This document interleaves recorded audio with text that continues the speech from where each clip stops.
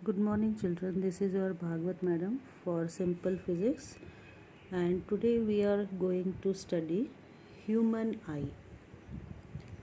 Human eye, ये देखिए diagram बना हुआ है. ह्यूमन आई एक ऐसा ऑप्टिकल इंस्ट्रूमेंट है जो कि रेटिना पर, ये जो रेटिना है, ये रेटिना पर, जिसको कि हम स्क्रीन भी कह सकते हैं, मतलब ये आई के एक स्क्रीन का काम करती है. तो ये रेटिना पर रियल और इन्वर्टेड इमेज फॉर्म करती है. तो ये एक ऐसा ऑप्टिकल इंस्ट्रूमेंट को हम नाम देते हैं ह्यूमन आई का. इसको ऑप्टिकल इंस्ट्रूमेंट क्यों कहा गया है? क्योंकि इसका जो वर्किंग है that is based on light, और लाइट से रिलेटेड जितने भी फेनोमेना हैं वो सब कहलाते हैं ऑप्टिक्स से रिलेटेड. ये इसीलिए ऑप्टिकल इंस्ट्रूमेंट कहलाता है. लाइट से रिलेटेड सभी फेनोमेना हम ऑप्टिक्स में पढ़ते हैं, ये हम पहले भी पढ़ चुके हैं. इसीलिए अगर अंधेरा हो तो human eye is not able to see any object. It is able to see any object in the presence of light only. Light पर बेस्ड होने की वजह से ये ऑप्टिकल इंस्ट्रूमेंट कहलाती है. इसके देखिए कुछ मेन पार्ट्स हैं. सबसे पहले जो बाहर का जो लेयर है ये कहलाता है स्क्लेरा या स्क्लेरोटिक. ये एक टफ वाइट और ओपेक आउटर मोस्ट कोटिंग होती है जो कि मसल्स से बनी हुई होती है. ये पूरी आई को प्रोटेक्ट करती है, इसलिए इसका देखिए जो उसका आउटर पूरा जो कवरिंग है वो कहलाती है स्क्लेरोटिक और स्क्लेरा. ये सभी लाइट रेस को, इसके आई के ऊपर आने वाली सभी लाइट रेस को ये एब्जॉर्ब करती है. इसके बाद नेक्स्ट जो मेन पार्ट है आई का वो है कॉर्निया. ये देखिए ये कॉर्निया दिख रहा है. ये कॉर्निया जो है ये एक ट्रांसपेरेंट मेम्ब्रेन होती है और सामने की तरफ से उभरी हुई रहती है, उठी हुई रहती है. ये कहलाती है कॉर्निया.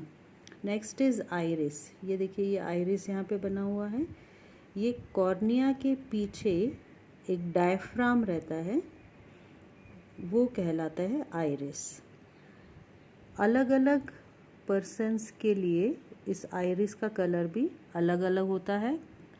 बहुत सारे कंट्रीज़ में इसका आइरिस का कलर ब्लैक होता है, किन्हीं में ब्राउन होता है, ग्रे, ब्लू, इस तरह से आइरिस के अलग अलग कलर्स भी पाए जाते हैं अलग अलग कंट्रीज़ के पर्सन्स में. नेक्स्ट जो है वो है प्यूपिल. ये प्यूपिल है ऊपर की तरफ, आइरिस के ऊपर जो है प्यूपिल है.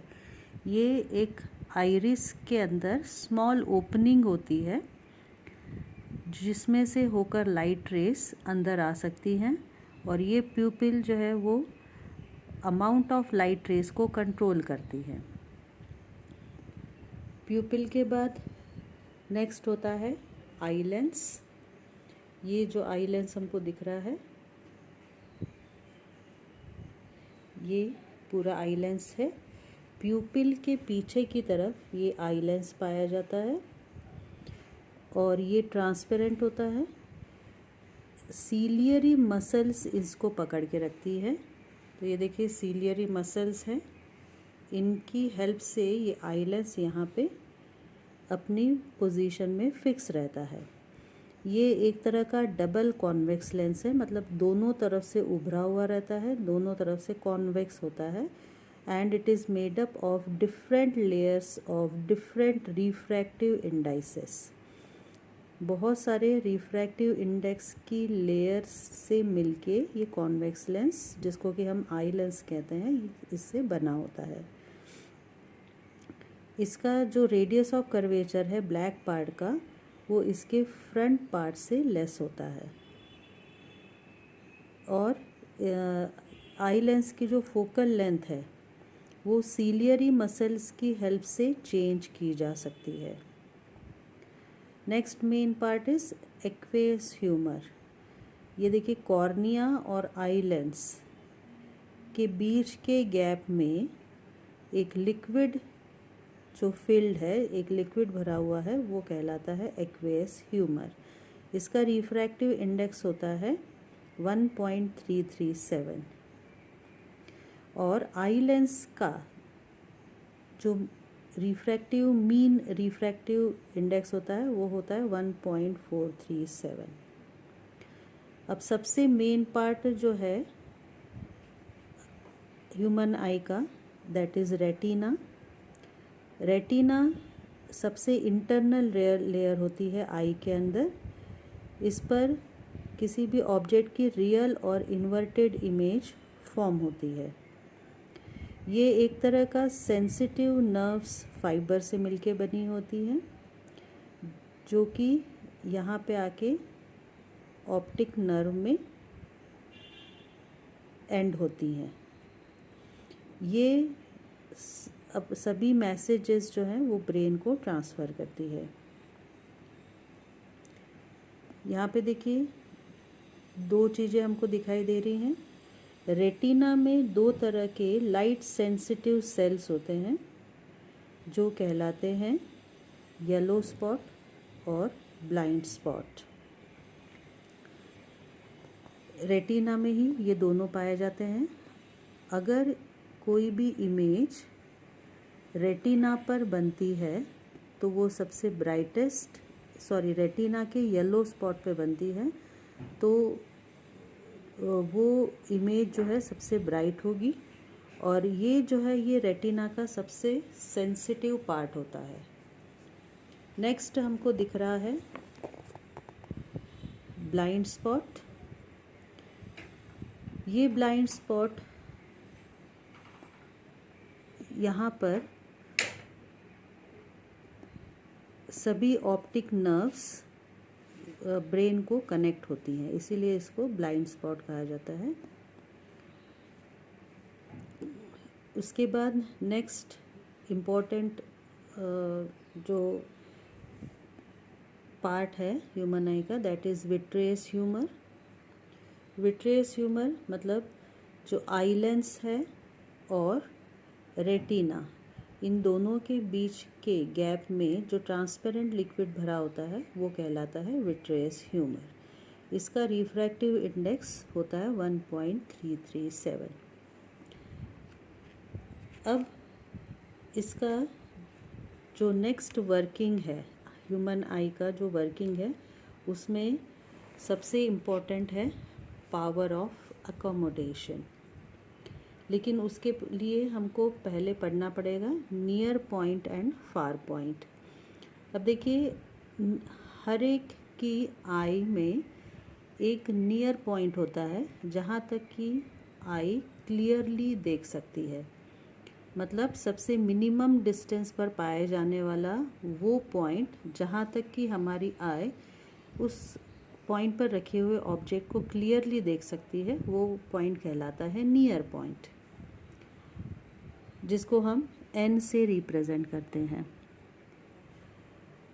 और सेकंड होता है फार पॉइंट। जिस तरह से हमने नियर पॉइंट पढ़ा उसी तरह से होता है फार पॉइंट।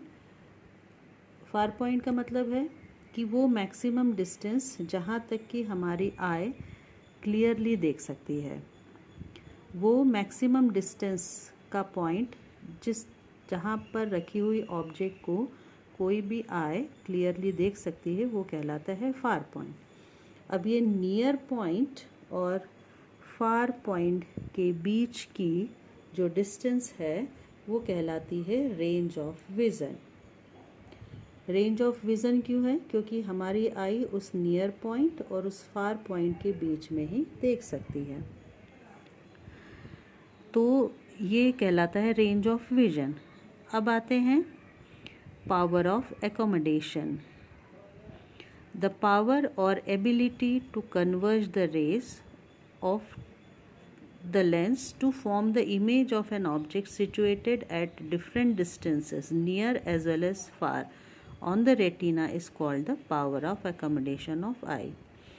इसका ये मतलब हुआ कि पास में रखी हुई ऑब्जेक्ट हो या दूर में रखी हुई ऑब्जेक्ट, उसके डिस्टेंसेस को रेटिना पर, उसके डिस्टेंस उस ऑब्जेक्ट की इमेज को रेटिना पर अच्छी तरह से बनाने के लिए हमारी आई जो फोकस डिफरेंट करती है आँख को बड़ा करके या छोटा करके, तो वो जो एबिलिटी है वो कहलाती है पावर ऑफ एक्यूमुलेशन। इसकी और भी दूसरी डेफिनेशंस हैं, वो हम अभी देखते हैं।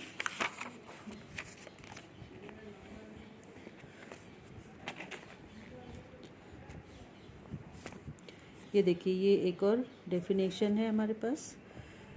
The ability to change the shape और focal length of the eye lens by changing the tension of ciliary muscles is called power of accommodation. जब हमें कोई चीज़ क्लियरली नहीं दिखाई देती है तो हम नेचुरली आईज को अपने थोड़ा सा कम करते हैं या थोड़ा सा आँख को बड़ा करके देखते हैं। तो ये जो एबिलिटी है आई की अपना शेप चेंज करने की, जिसकी वजह से क्या चेंज होता है, फोकल लेंथ, तो ये जो एबिलिटी है वो कहलाती है पावर ऑफ अकोमोडेशन। उसी चीज़ को अलग तरह से लिखा गया है, the power of adjustment of focal length of eye lens with the help of ciliary muscles to see the near and far objects clearly is called the accommodation power or power of accommodation for eye। ये आपको अब clear हो गया होगा। Next, range of vision. Range of vision मैंने अभी समझाया था, जो नियर पॉइंट होता है और जो फार पॉइंट है, इनके बीच का जो टोटल डिस्टेंस है वो कहलाती है रेंज ऑफ विजन। अब ये जो लीस्ट डिस्टेंस है, जो नियर पॉइंट है किसी भी हेल्दी आई के लिए, जो नियर पॉइंट है वो नियरली होता है 25 सेंटीमीटर, और आई से लेकर नियर पॉइंट तक के बीच का डिस्टेंस कहलाता है least distance of distinct vision. ये हेल्दी आई के लिए होता है 25 सेंटीमीटर। इसको हम कैपिटल डी से रिप्रेजेंट करते हैं। तो least distance of distinct vision आपको समझ में आ गया होगा। नेक्स्ट, इसमें जो टॉपिक हमको पढ़ना है that is defects of vision and their removal. अब सबसे पहला जो डिफेक्ट है जो कि एक आई में पॉसिबल है दैट इज़ मायोपिया और शॉर्ट साइटेडनेस। शॉर्ट साइटेडनेस नाम से देखिए हमको आइडिया लग रही है, शॉर्ट मतलब होता है छोटा, साइट मतलब दिखना, और विजन इसका ये मतलब है कि कोई भी आई शॉर्ट डिस्टेंस की चीज़ों को, मतलब पास में रखी हुई डिस्टेंस की ऑब्जेक्ट्स को तो क्लियरली देख पाती है, बट जो दूर रखे हुए ऑब्जेक्ट्स हैं उनको क्लियरली नहीं देख पाती हैं। इस डिफेक्ट को कहा जाता है मायोपिया और शॉर्ट साइटेडनेस। इसकी डेफिनेशन है, if a person is able to see nearly objects clearly but it is not able to see, the person is not able to see the far off objects clearly, then such a defect of that person's eye is called myopia or short sightedness. Now let us see the reason. अब reason देखिए क्या क्या हो सकते हैं। ये देखिए, ये हेल्दी आई है, जो रेज आ रही हैं किसी भी ऑब्जेक्ट को देखने के लिए, ऑब्जेक्ट से जो रेज आ रही हैं वो देखिए बराबर रेटिना पर कॉन्सेंट्रेट हो रही हैं। लेकिन अगर मायोपियन आई है तो उसके लिए देखिए जो रेज आ रही हैं वो पहले ही फोकस हो गई हैं।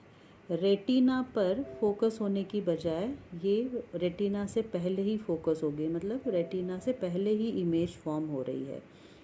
तो इस केस में इसके रीज़न क्या हो सकते हैं कि या तो ये आई बॉल जो है ये थोड़ा बड़ा हो गया है, मतलब the length of eye ball is increased, means the distance between eye lens and retina is increased. और सेकेंड ये हो सकती है रीज़न कि focal length of eye lens decrease हो गया है, मतलब जो फोकल लेंथ है आई लेंस का वो यहाँ तक होना चाहिए था, लेकिन यहाँ तक ना होके कम हो गया है। इन दोनों केसेस में इन दोनों रीज़न्स को किस तरह से रिमूव किया जा सकता है? एक कॉन्केव लेंस की हेल्प से। सो मायोपिया जो डिफेक्ट है वो एक सूटेबल फोकल लेंथ का अगर कॉन्केव लेंस यूज़ किया जाए तो मायोपिया का रिमूवल किया जा सकता है। Next second type of defect is hypermetropia और लॉन्ग साइटेडनेस। मायोपिया के जस्ट अपोजिट है कि जो पास में रखी ऑब्जेक्ट्स ऑब्जेक्ट्स हैं वो क्लियरली नहीं देखी जा सकती है और दूर रखी ऑब्जेक्ट्स को क्लियरली देखा जा सकता है। So in this defect the far off objects are seen clearly whereas the near objects are not seen clearly. So what are the reasons behind it? The reasons behind it may be, अब देखिए ये normal आई है जहाँ पे retina पर image बन रही है, लेकिन यहाँ पे देखिए क्या हो रहा है, हाइपरमेट्रोपिक आई जो है उसमें रेटिना से पीछे, पहले मायोपिया के केस में रेटिना के आगे इमेज बन रही थी, अब रेटिना के पीछे इमेज बन रही है। दैट मीन्स क्या रीज़न हो सकता है हाइपरमेट्रोपिया का, कि या तो आई बॉल की लेंथ डिक्रीज हो गई है या focal length of eye lens has been increased. इन दोनों कंडीशन में जो हाइपरमेट्रोपिया है वो एक कॉन्वेक्स लेंस की हेल्प से रिमूव किया जा सकता है। सूटेबल फोकल लेंथ का कॉन्वेक्स लेंस लगाने से यहाँ पे जो बन रही थी इमेज वो वापस रेटिना पर बनने लग जाती है और हाइपरमेट्रोपिया रिमूव हो जाता है। नेक्स्ट जो होता है वो होता है defect presbyopia. Presbyopia means the combination of both myopia and hypermetropia.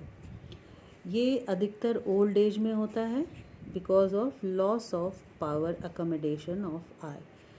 तो रिमूवल ऑफ प्रेसबायोपिया कैसे किया जाएगा? By using bifocal length. Bi का मतलब होता है टू, फोकल लेंस मतलब ये है कि मायोपिया है तो उसके लिए हम यूज़ करेंगे कॉन्केव लेंस, और हाइपरमेट्रोपिया है तो उसके लिए यूज़ होगा कॉन्वेक्स लेंस। इन दोनों लेंस के कॉम्बिनेशन को हम कहेंगे बाईफोकल लेंस, और बाईफोकल लेंस की हेल्प से प्रेसबायोपिया रिमूव किया जा सकता है। नेक्स्ट जो है फोर्थ टाइप वो होता है एस्टिग्मेटिस। एस्टिग्मेटिस में जो आई है हमारी वो वर्टिकल लाइंस या हॉरिजॉन्टल लाइंस को क्लियरली नहीं देख पाती हैं। That means when rays passing through an eye in mutually perpendicular planes, say the horizontal or the vertical, cannot be brought to a focus on the retina simultaneously. This defect is known as astigmatis. So या तो vertical lines clearly नहीं दिखती हैं या तो horizontal line clearly नहीं दिखती हैं, ऐसा डिफेक्ट कहलाता है एस्टिग्मेटिस। और इसको दूर करने के लिए सिलेंड्रिकल लेंस का यूज़ किया जा सकता है। इसके पहले जो हमने डिफेक्ट्स देखे थे, चाहे वो मायोपिया हो या हाइपरमेट्रोपिया हो या प्रेसबायोपिया हो, तीनों कंडीशन में जो लेंसेज यूज़ किए गए थे वो थे स्फेरिकल लेंसेज, लेकिन एस्टिग्मेटिस के केस में रिमूवल के लिए यूज़ किया जाता है cylindrical lenses. So that's all for today's. Goodbye and good day.